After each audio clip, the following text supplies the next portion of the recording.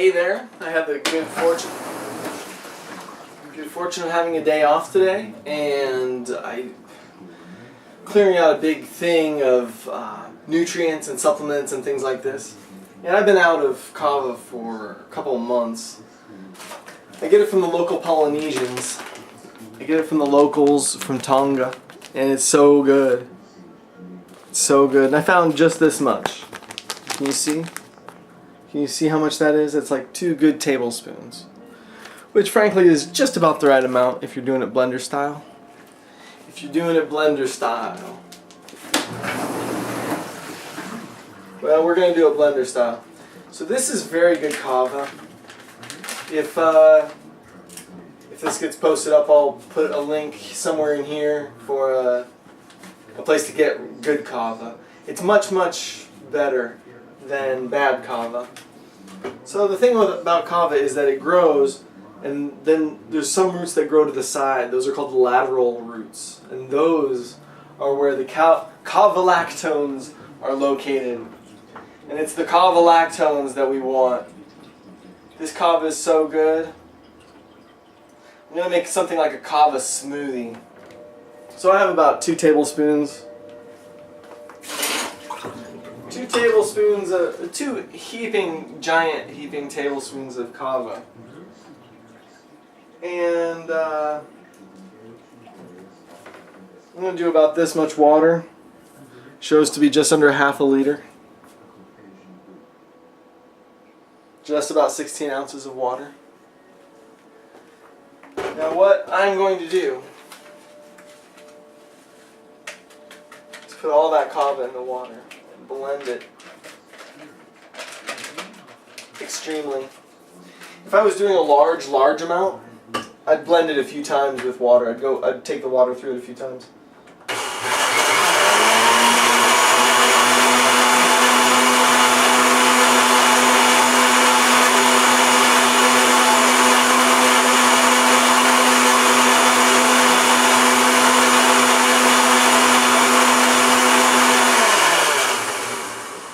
So while I let that settle for a minute, I'll tell you the myth of Kava, or not the myth, the traditional story of Kava.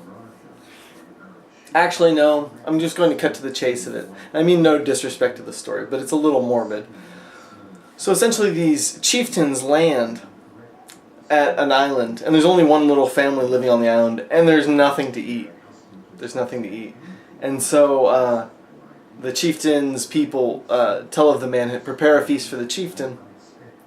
And he was so embarrassed he had no food. He killed his own daughter and served his daughter as food for the chieftain because the chieftain was hungry. Well, when this happened, the chieftain was so overcome with regret on the situation that this child would have been sacrificed for his meal. He ordered that her body be buried.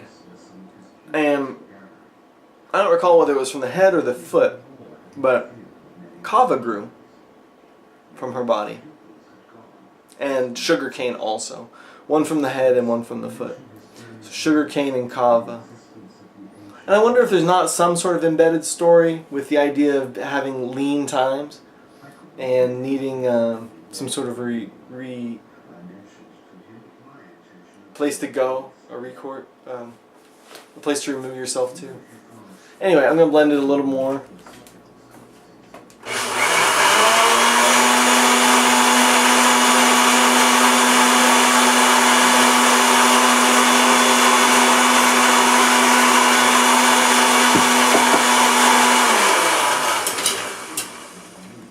Now usually with Kava, you don't want to eat the fiber. You don't want to just eat Kava. Like if you go and get Kava, like that powdered Fiji and stuff, you don't just eat it. You actually make a cold tea out of it. The idea is to extract the Kava lactones into the water. And really you do get some of the finer powders as you push it through a cloth. Usually people will wring it through a t-shirt or some sort of, like at a brewery store you can get these really nice mesh bags that are used for making beer. Anyway, there's different things you can use, but I'm using a wide mesh strainer. I mean, it's not super wide, but the idea is that some of it will get through and the chunkier bits of fiber will stay out. Ultimately, you don't want to eat it, but it is that slurry of fine particles that really make it happen. Some people will, if they're going to do something like this, will add a little fat because the kava lactones are fat soluble.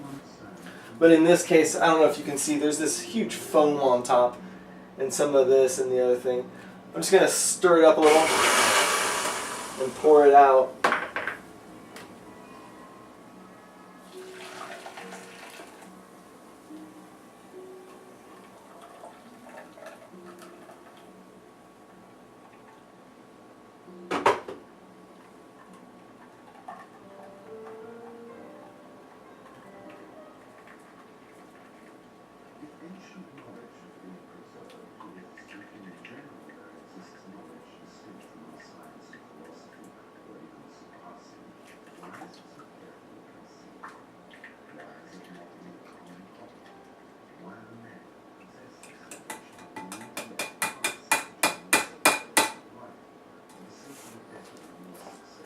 And you can see here, there's still quite a bit of, it's all the kava. It's still there.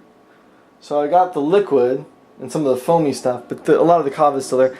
And so what I'm going to do is I'm going to make a smoothie with this. So I'll add just a little more water and blend this again, just to get a little bit more out.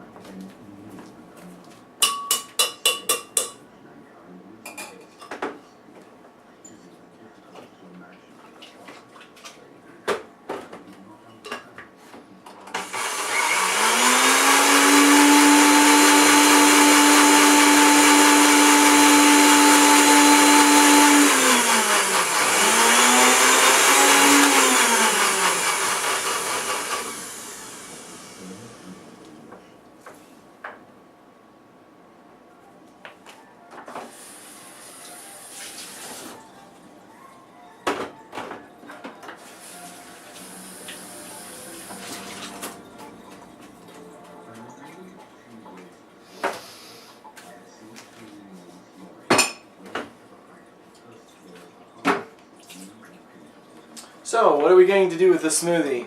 That's the big question, isn't it? You can see there's still a good amount left. I'm going to just throw that away.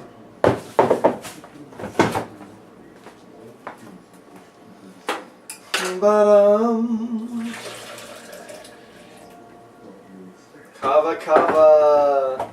So, because this is all liquidy, I usually put my chia seeds in. Chia seeds in with the liquid, and we'll add just a little flax. Mix that up as well.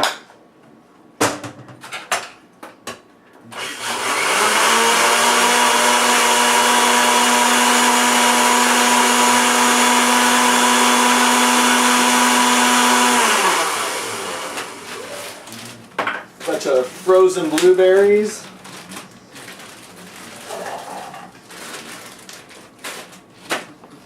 And the banana.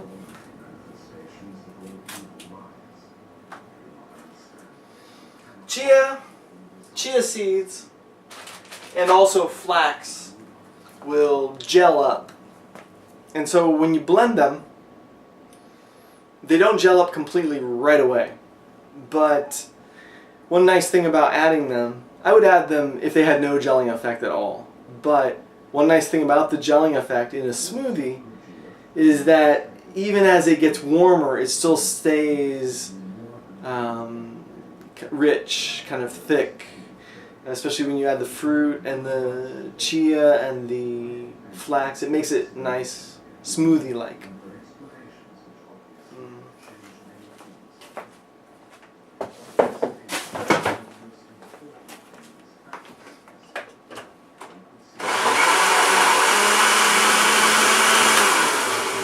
If I was a younger man, I would add some of this to the smoothie. But I know from experience and doing ridiculous things that I don't want to. This is reishi mushroom and hawthorn berry and shashandra berry. I have this Chinese cooker, medicine cooker I found. And like I said, I was going through all these supplements, so I just made this drink. And I've been drinking it just about that much at a time for the past don't know, 18 hours.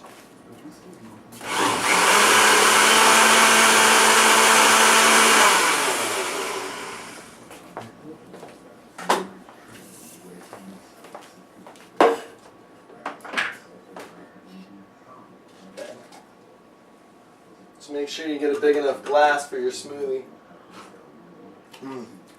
Okay, I should have added some sugar.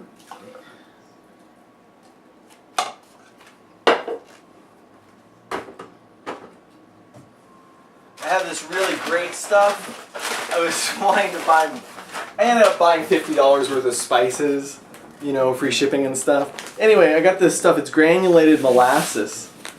This stuff is so good. So good.